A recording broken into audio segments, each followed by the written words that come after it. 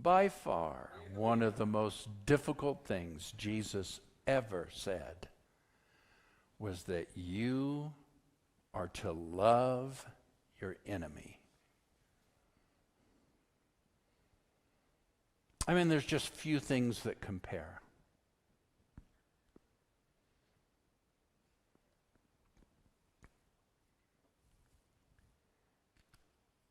I'm going to begin in a text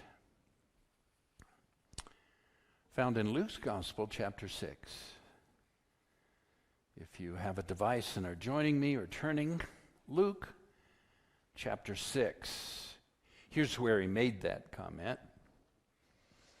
Woe to you when all speak well of you. Boy, we could have a series on that. If everybody's talking good about you, something's wrong.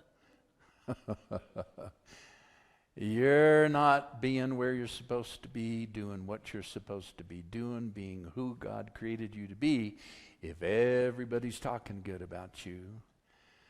For that is how their ancestors treated the false prophets. Okay, a lot of praise, a lot of hyperbole, a lot of what we hear in the press today and in religious circles today about individuals who are really successful and doing well and have big churches and all that. But I say to you who are listening, so it does take a listening. You have to be intentional with this. Love your enemies. Do good to those who hate you. Bless those who curse you. Pray for those who mistreat you. So here's the big idea for today. There is a way to remove violence from disagreement, retaliation from pain. However, it requires forgiveness rather than condemnation and a choice to honor rather than to display indignity. As I thought about that, I wrote that out, and then I realized that there were 5 key words here in this. Disagreement, pain, retaliation, condemnation, indignity. So I looked them up. Thank you, Jesus, for Webster's dictionary. Right? So we think we know what things mean, and we sometimes even use the words, but we're not, Disagreement. What does disagreement mean? Yeah? To offer a different opinion or to have a difference of opinion. Pain. Well, I have a pain in my sciatic nerve that I've been wrestling with. But that's not the pain we're talking about. We're talking about it in relationship to community and relationships. Pain means to make suffer or to cause distress. So when I'm causing you pain, I'm causing you to suffer. I'm causing you distress, obviously emotionally. Retaliation, to repay in kind. How many times have you wanted to repay somebody in kind for the way they made you suffer? The way they hurt you, right? You wanted to repay them in kind. But this whole thing now has elevated to where there's a new sense of repaying in kind, punishment and violence, even for having a difference of opinion. How many of you are with me? Do you understand that? We live in a time where it's not okay any longer to have a difference of opinion because somehow that causes me pain, that you're causing me to suffer, so on and so forth. So this whole thing now, we've got disagreement, we've got what is reported as suffering. You've made me suffer, you're giving me distress. I'm going to pay you back in kind.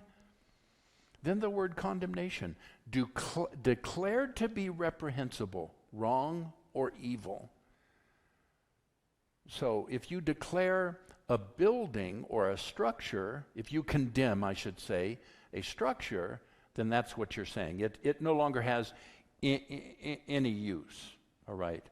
It'd be wrong to leave it up. But if you condemn an individual, you are saying you are reprehensible. You no longer have any worth of value. You are evil. And again, that's where society has gone with our differences of opinion. We want to condemn people that don't think like we do, that don't live like we do, that don't worship like we do, that don't have the same values that we do. And then indignity. It means an act that offends against a person's dignity or self-respect, to insult. Humiliating treatment, let me ask you. You may not have done it, but have you ever had thoughts where you wanted to humiliate somebody because of something they did to you, something they made you suffer? See, it's all tied together, really. And Jesus is saying, I'm calling you to a higher life. I'm calling you to something different.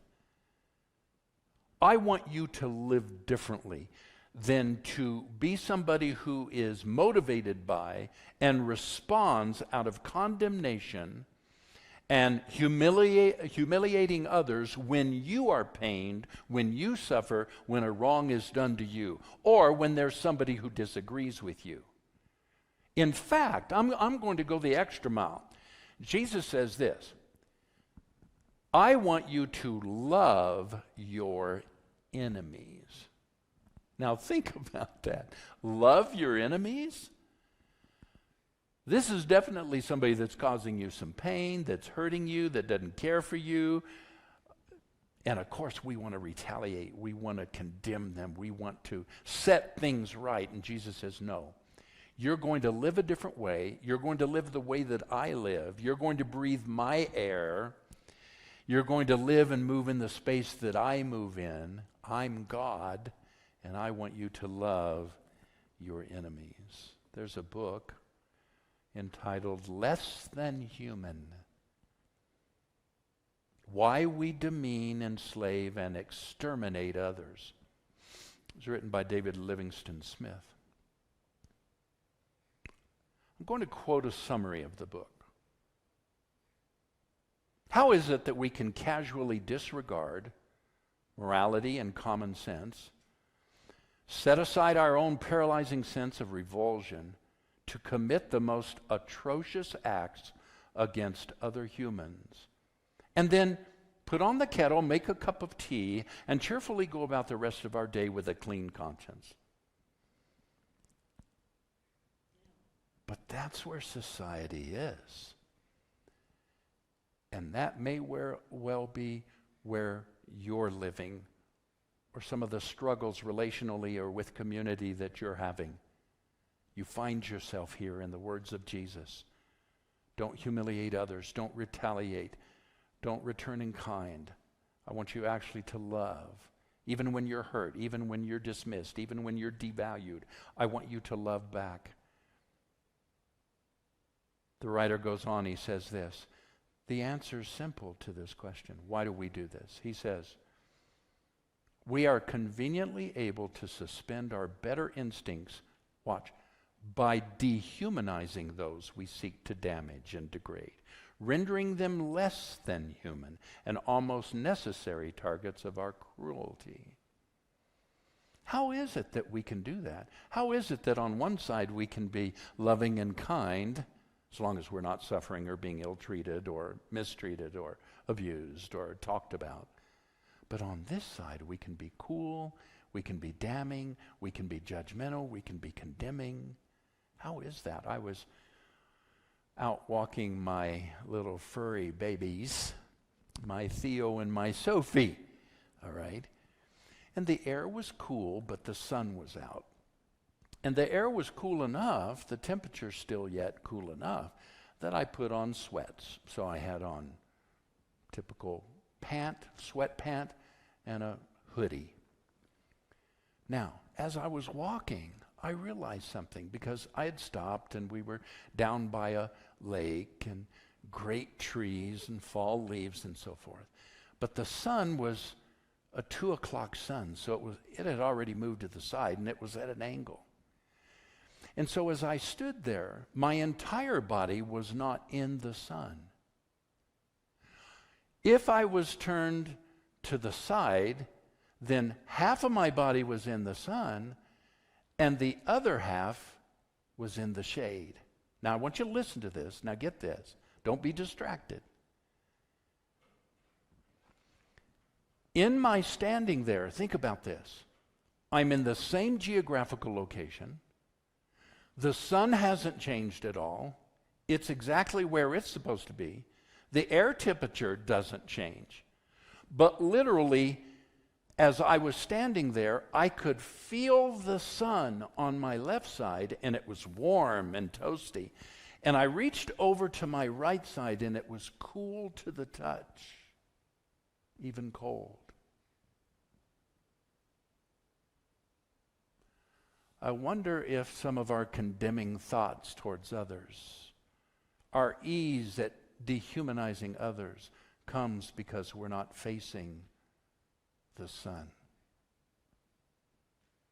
S-O-N. You see, your proximity, your awareness to the sun will affect the warmth that you're feeling. And it's not Jesus' fault. Jesus is everywhere, right? It's not, okay? And it's not the air temperature, and it's not the geographical and where you are. It's not your job and your friends and everything else that we want to blame for our attitudes. It's my own posture and awareness. And all I would have to do is turn more towards the sun.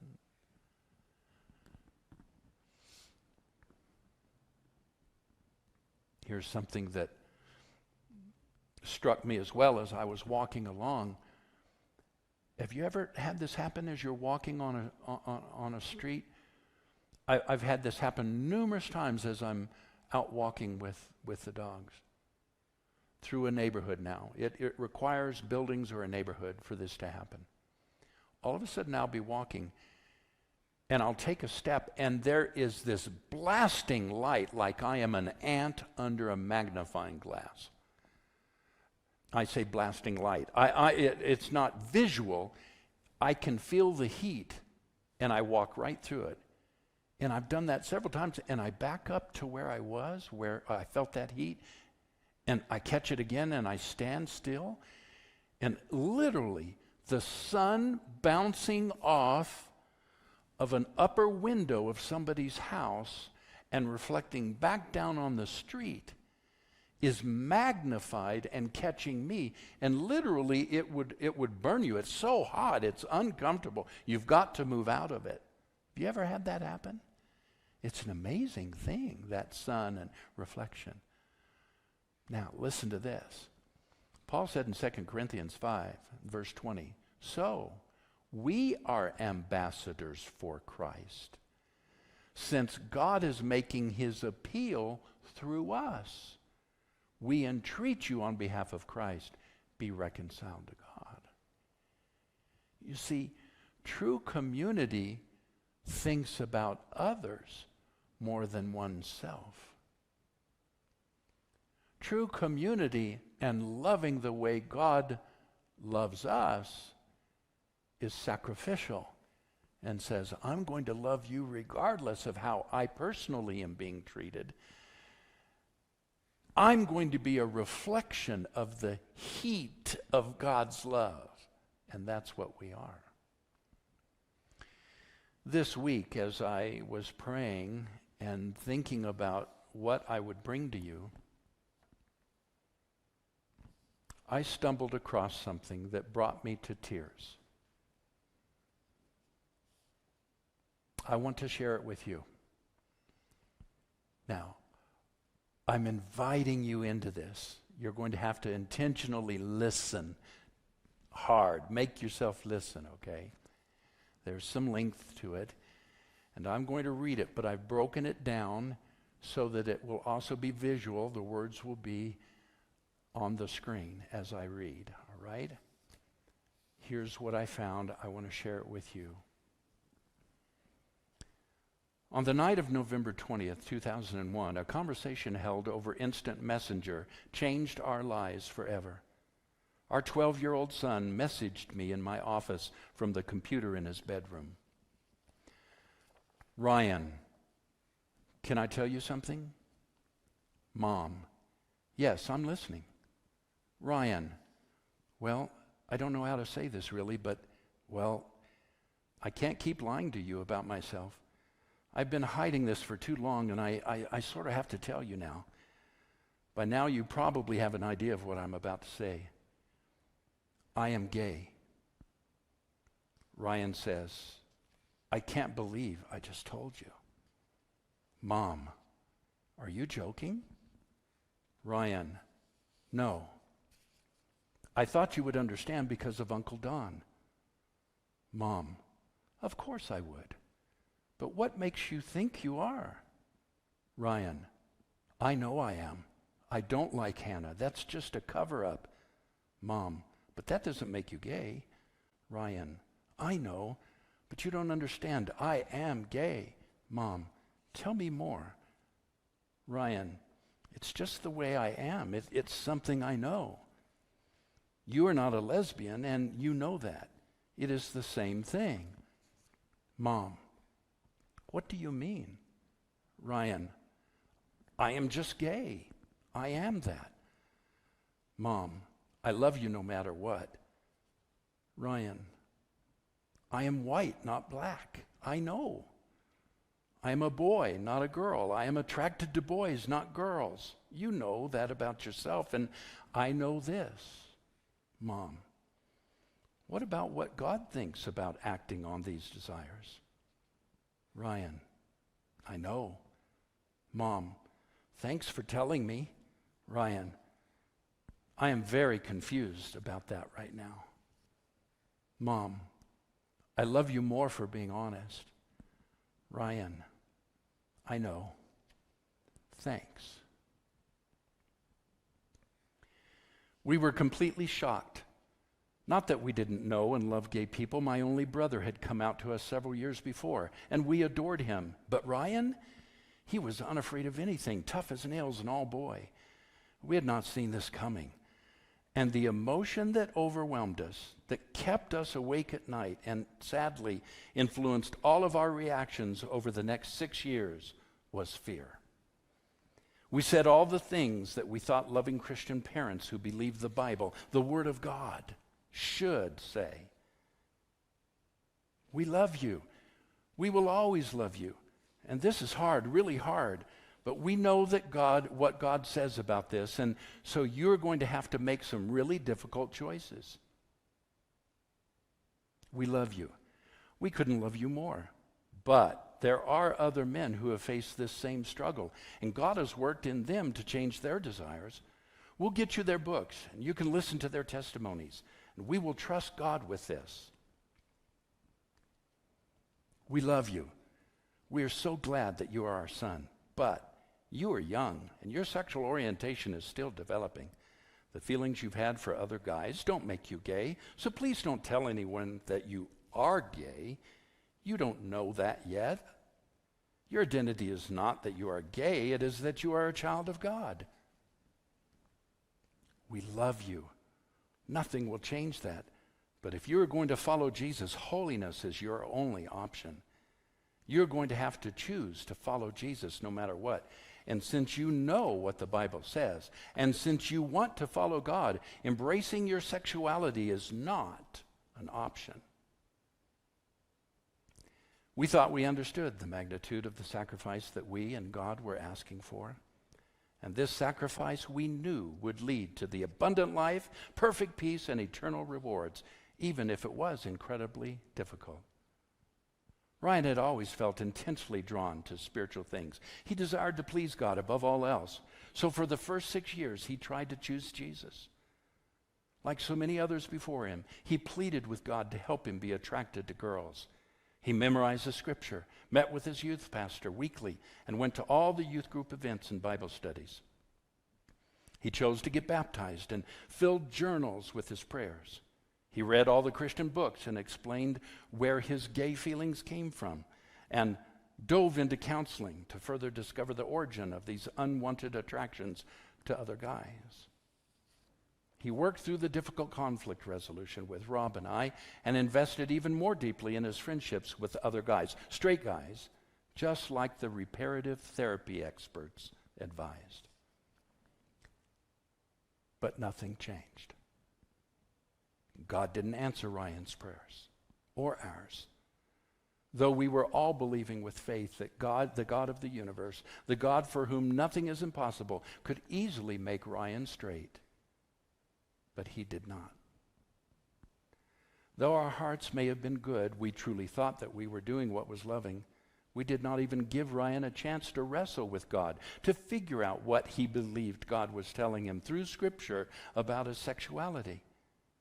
We had believed firmly in giving each of our 4 children the space to question Christianity, to decide for themselves if they wanted to follow Jesus, to truly own their own faith.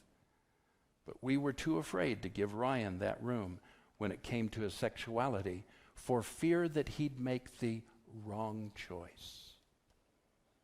Basically, we told our son that he had to choose between Jesus and his sexuality.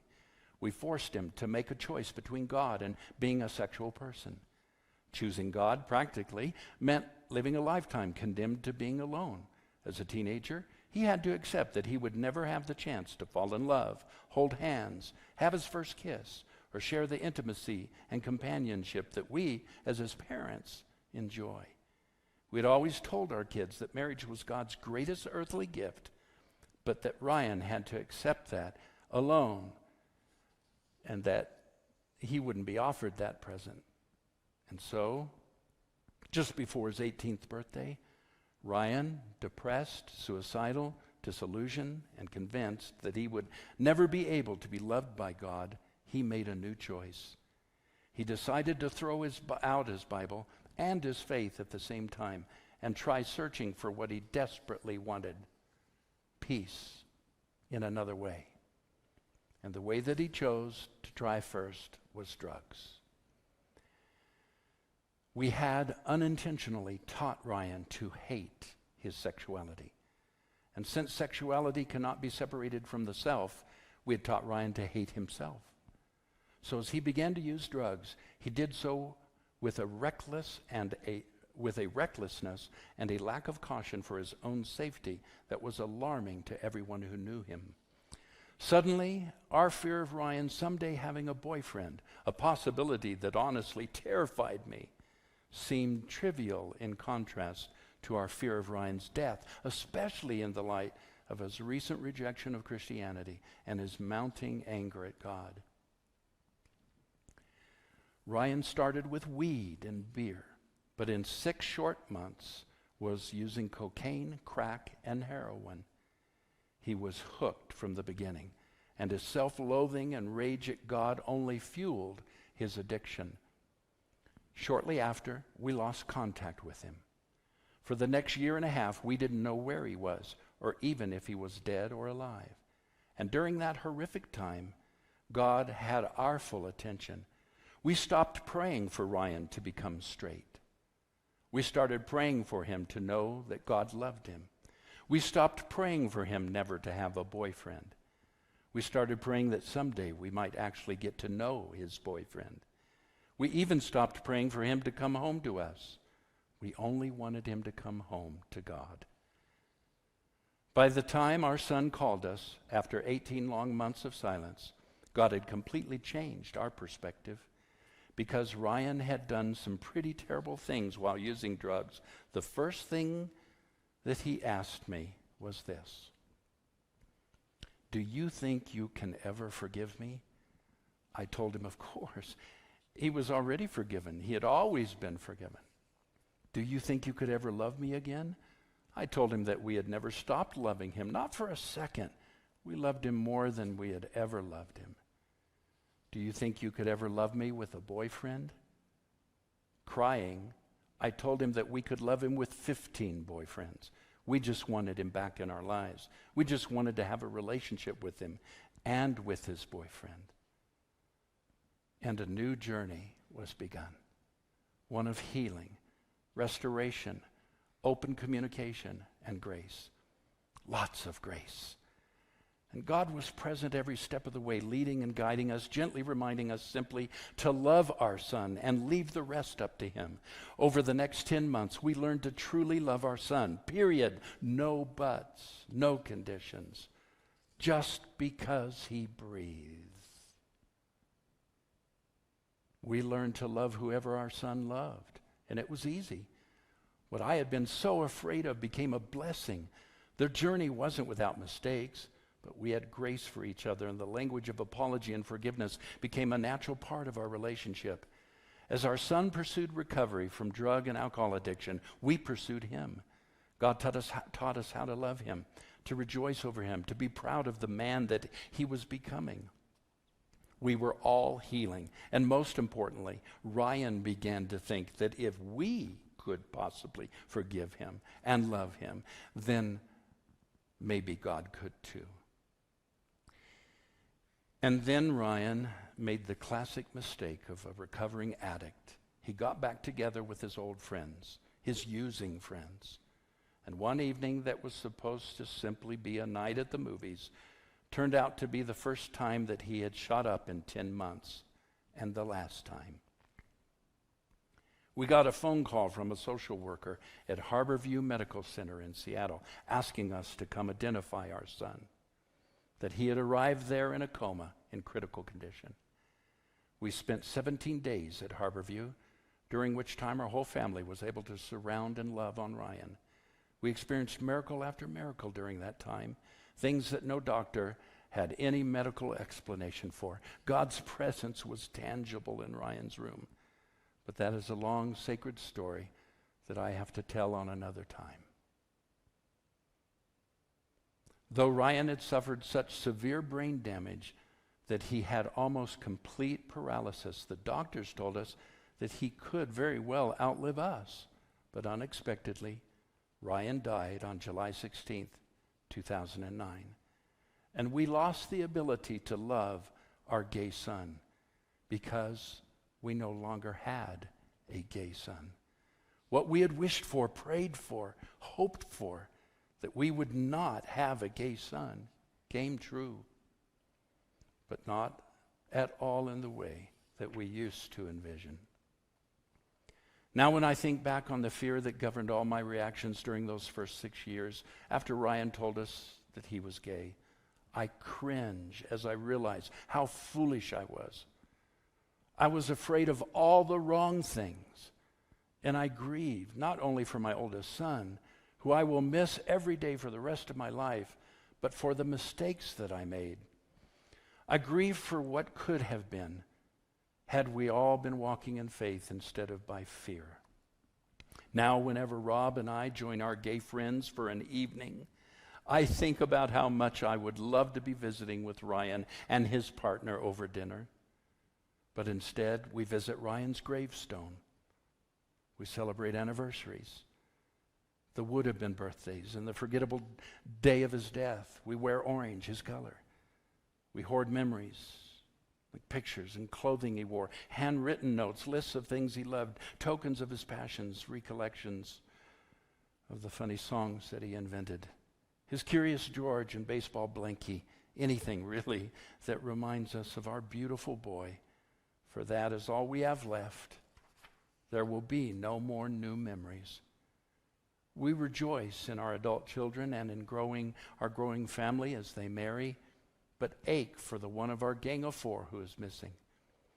We mark life by the days BC, before coma, and AD, after death, because we are different people now. Our life was irrevocably changed in a million ways by Ryan's death. We treasure friendships with others who, quote, get it, because they too have lost a child. We weep. We seek heaven for grace and mercy and redemption as we try not to get better, but to be better. And we pray that God somehow can use our story to help other parents to learn to truly love their children just because they breathe.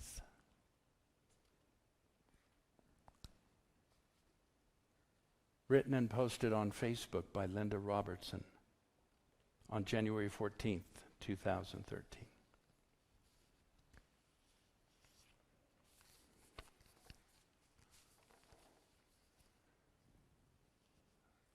Webster's defines giving honor as the showing of usually merited respect.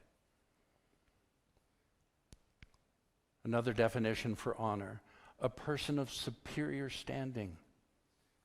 And then there's this one whose worth brings respect or fame. Now, stop. One whose worth brings respect? In my life, in my years of growing up, in my school, and even in my Bible college, and in all my training, up until about 10 years ago when I began to deconstruct, people's worth and value was assigned to how good they were, how moral they were. Did they go to church? Did they read their Bibles? Were they a passionate Christ follower? And, really most of all, and I preferred that they think like me and worship like me. That was the test of a true Spirit-filled Christian, because, of course, I knew I was right. Richard Rohr said in a recent blog, "This is clearly a divine love that the small self can't achieve by itself." Martin Luther King insisted that true nonviolence is founded on spiritual seeing. Remember I talked about being out with the dogs? How that one side I felt the sun, and on the other side it was cool, and it wasn't anything to do with any other circumstance but my posture, my attitude, and how I was turned. Was I turned in awareness towards others? Was I turned in a spirit of forgiveness? Was I turned in a spirit of loving as Christ has commanded us to even love our enemies? See, that's where the warmth comes from. I can't do it in and of myself.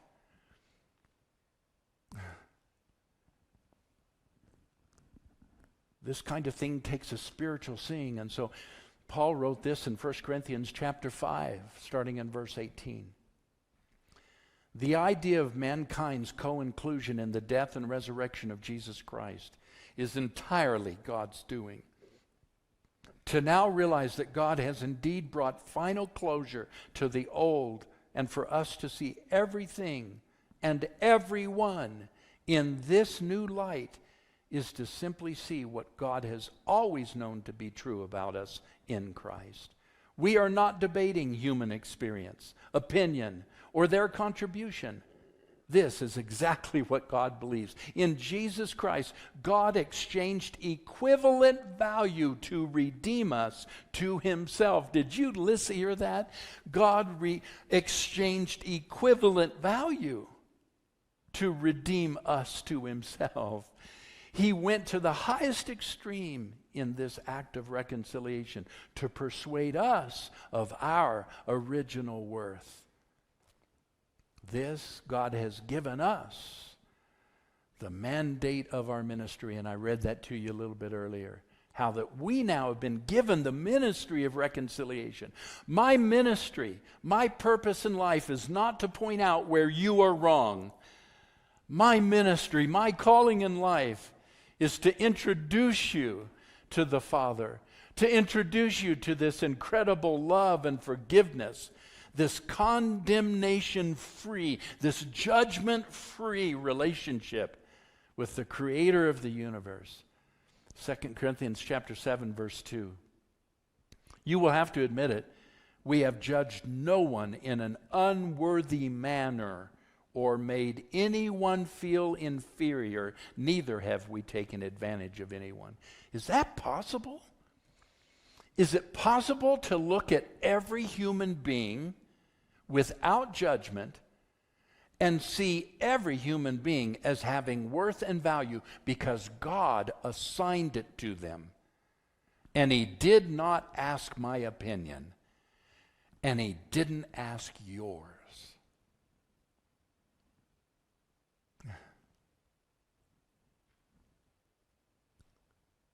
I love, it's twice stated in this story. I almost titled my message by this statement, this phrase, but I realized I would have to contact Linda Robertson and get her approval. It just is so amazing. Just because they breathe. Do you want a measure? Do you want a ruler? Do you want a measuring stick by which you're going to honor? See, because it's none of the things that I used to use as a ruler for whether I would give you honor. Because I'm not God, and I don't think like he does unless I change my proximity and my attitude and turn towards his light.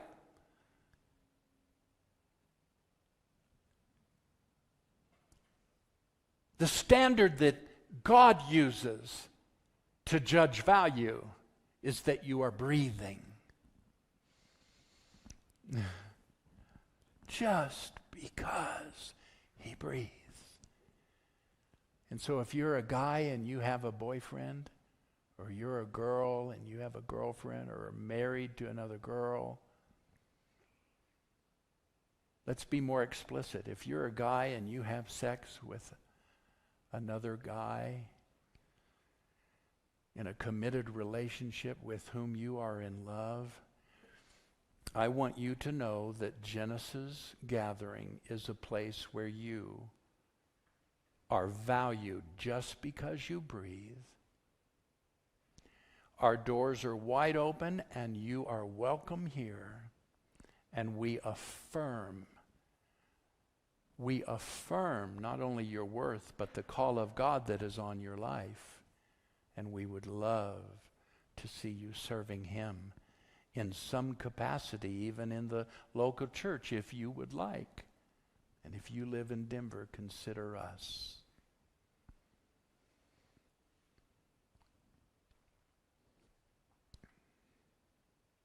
Ephesians chapter 1 and verse 8, I'll close with this. This grace shown towards us communicates a wisdom and discernment of our worth that completely surpasses any definition. This grace shown towards us communicates a wisdom and discernment of our worth. I am human. I am breathing. Therefore, you can see in me value. You are human. You are breathing. Therefore, I cannot hate you, judge you, condemn you. Respond in kind.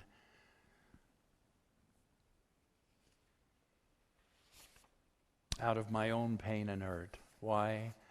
Because Jesus commanded me to love and even to pray for those who abuse you. Bless those who curse you.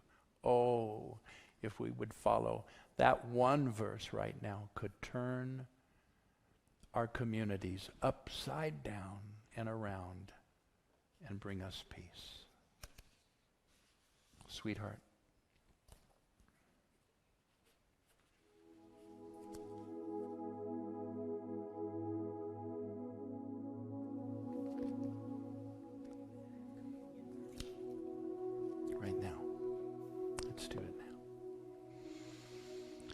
Today is communion, as I mentioned to you at the beginning of our service, and so we're passing out the elements here, there, where you are, if you would get your bread and your juice. Boy, honey, I don't know of any other message around which communion has more meaning than this one. We are his body. Christ is not Jesus' last name. Christ is us. We are the body of Christ. I have value because he's assigned it. You have value because he assigned it. It was an exchange, an even exchange. His life for mine, his life for yours. Equal exchange of worth and value, the scripture says. That makes this so precious. His body broken for us. I pray that all the strongholds of hate, the strongholds of pain, retaliation, judgmentalism that might exist in my life and yours will come down right now and be demolished by the love of God as we take and eat the bread of the Lord. Let's take.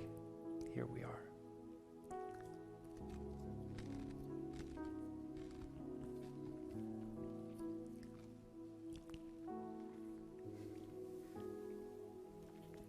And after supper, he took the cup.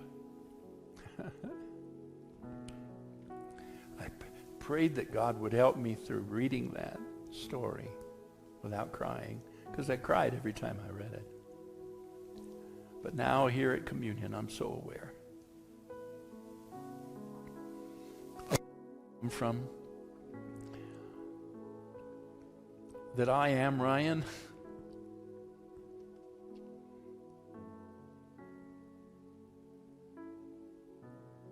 In so many ways, I was where Ryan was. Came this close to losing my life. Oh. My prayer is that God would grant me to live out my life telling others this message. Let's take and drink the blood of the Lord.